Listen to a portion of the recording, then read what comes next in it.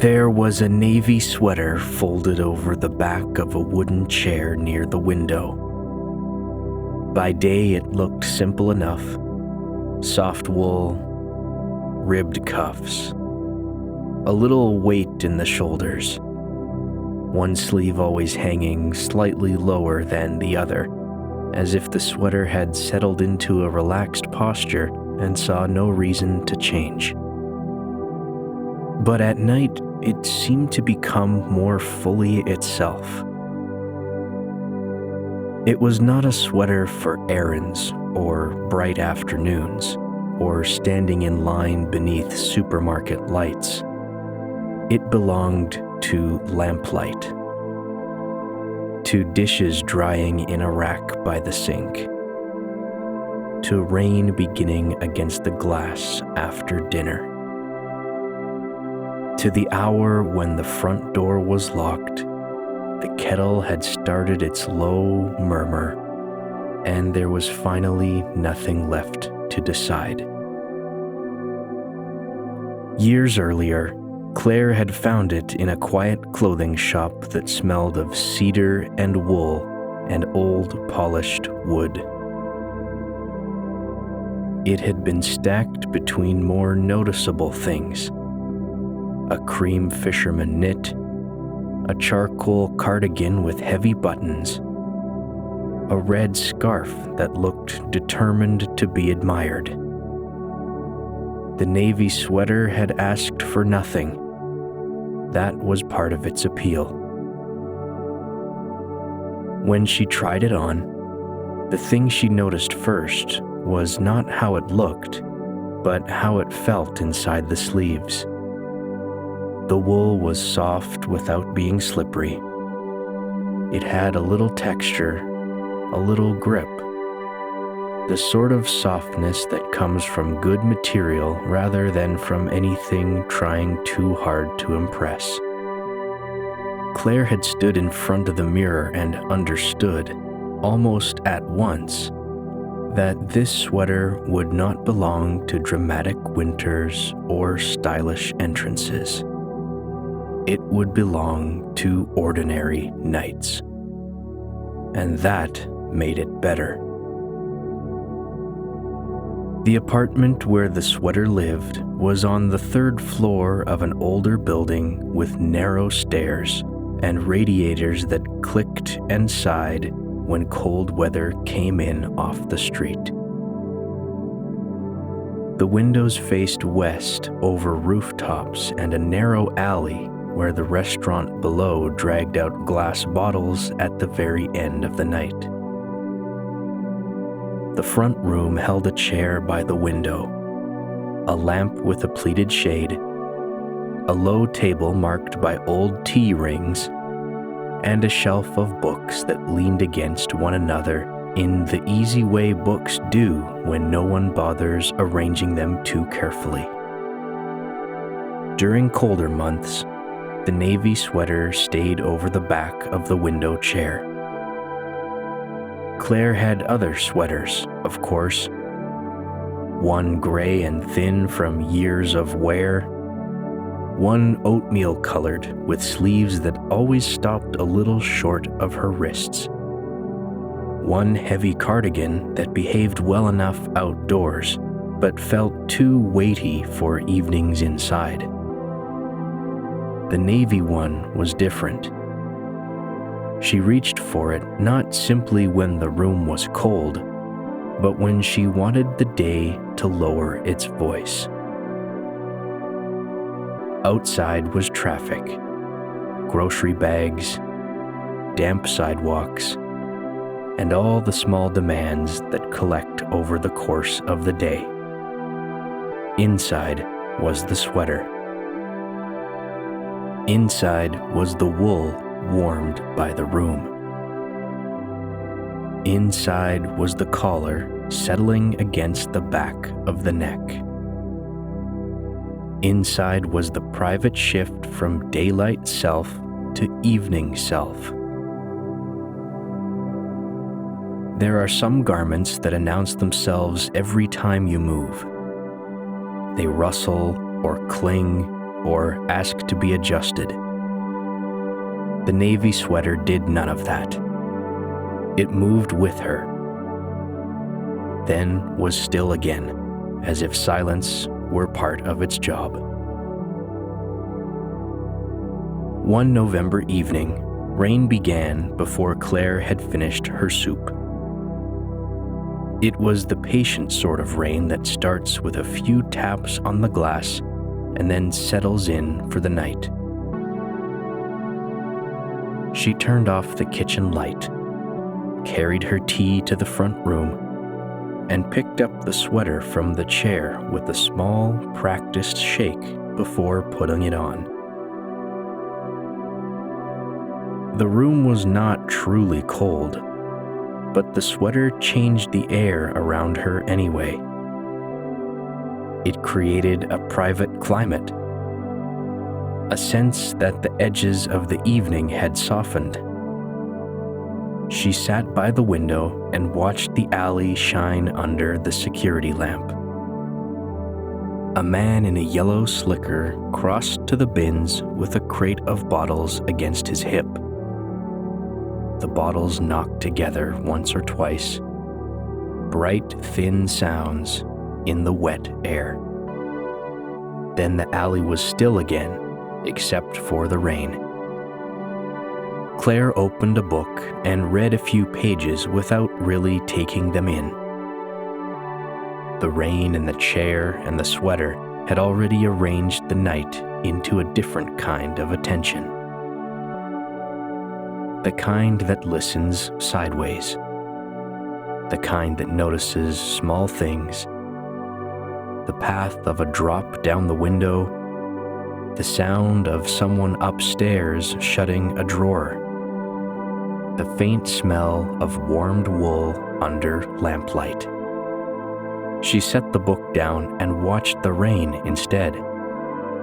It felt like enough. The sweater changed slowly over the years, the way useful things do. The cuffs loosened a little from being pushed up while washing dishes. One elbow grew smoother than the other because Claire leaned more on her left arm while reading. Near the hem, there was a tiny mend where a thread had once caught on the edge of a wicker basket.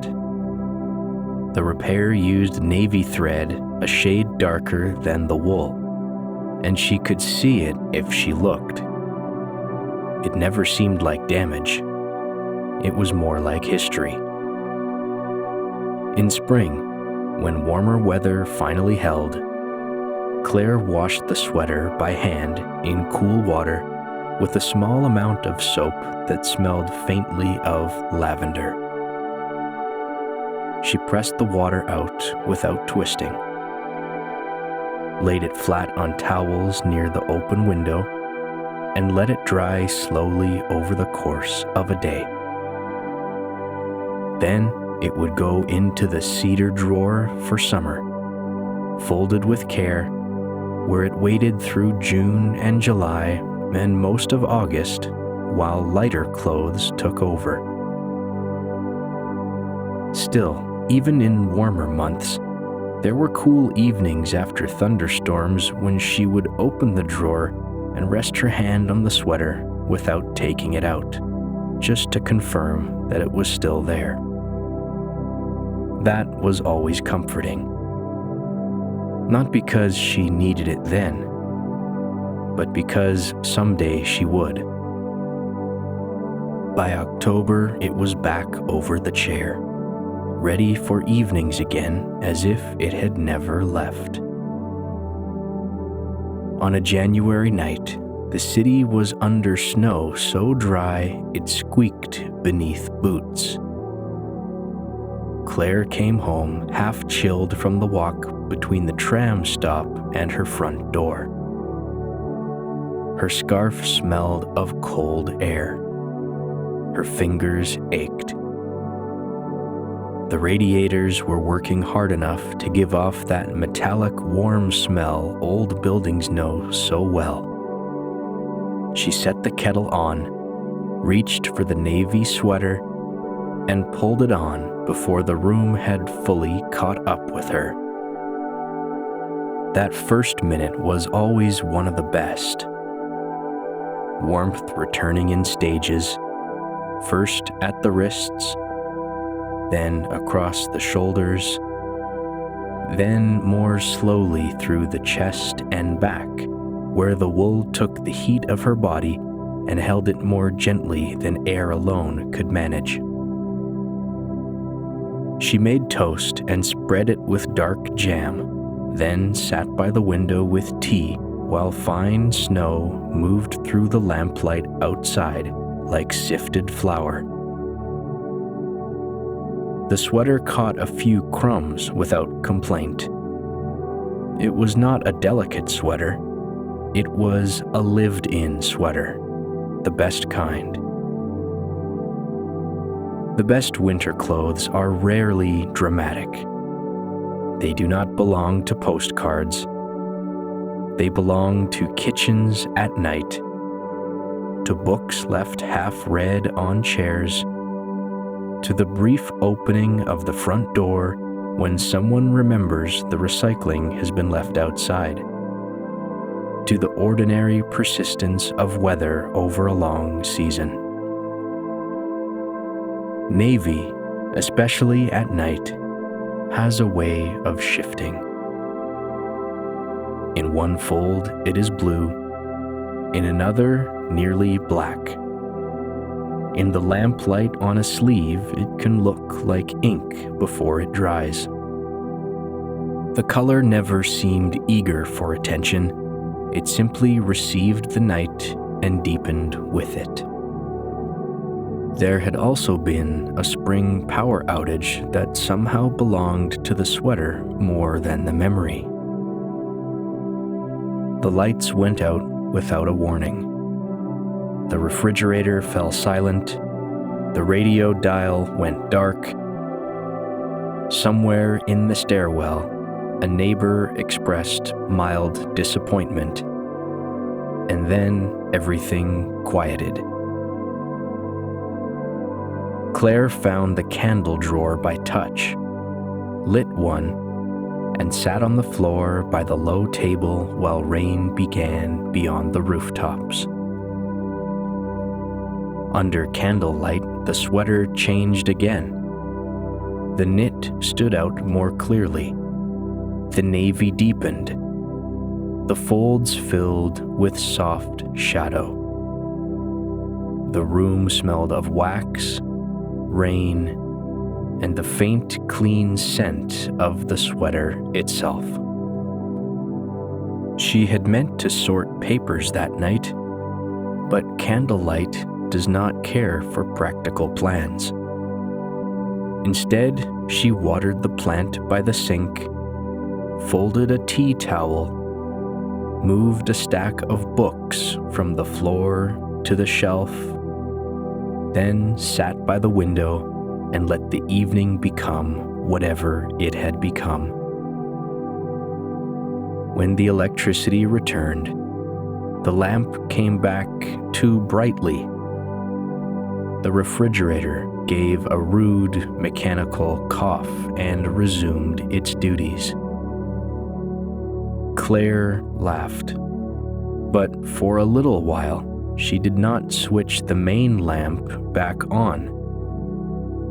She stayed in the dimness with the sweater and the rain and the last glow of the candle, letting the apartment return to itself slowly. The sweater was good at that kind of transition, good at carrying one mood gently into another, good at making the room feel smaller in the best possible way. Years later, after the elbows had thinned and the cuffs had softened further, and more than one careful mend had become part of the garment's life, the navy sweater remained exactly what it had always been. Not a grand object, not a treasured heirloom, not the sort of thing anyone would build a dramatic memory around in daylight. But at night, it became essential in the quiet way some things do. A companion to weather, a keeper of warmth, a small, soft architecture for the hour after the world had stopped asking things. If you had passed the window from the street on any number of evenings, you might have seen only the simplest scene: a lamplit room, a woman in a chair, rain or snow or darkness beyond the glass. Nothing remarkable. But inside the room, the sweater was doing what the best evening objects always do. It was removing sharpness from the day. It was gathering loose thoughts and setting them down somewhere quieter. It was making it easier to sit still. It was reminding the body that it had made it home. And if sleep came after that, as sleep often does when enough quiet things have gathered in one place, then perhaps the sweater had done its work once more. The room dim, the window dark, the chair waiting, the deep blue knit holding the last of the warmth. Nothing urgent, nothing bright, only the simple peace of knowing that some comforts ask for almost nothing except to be kept nearby.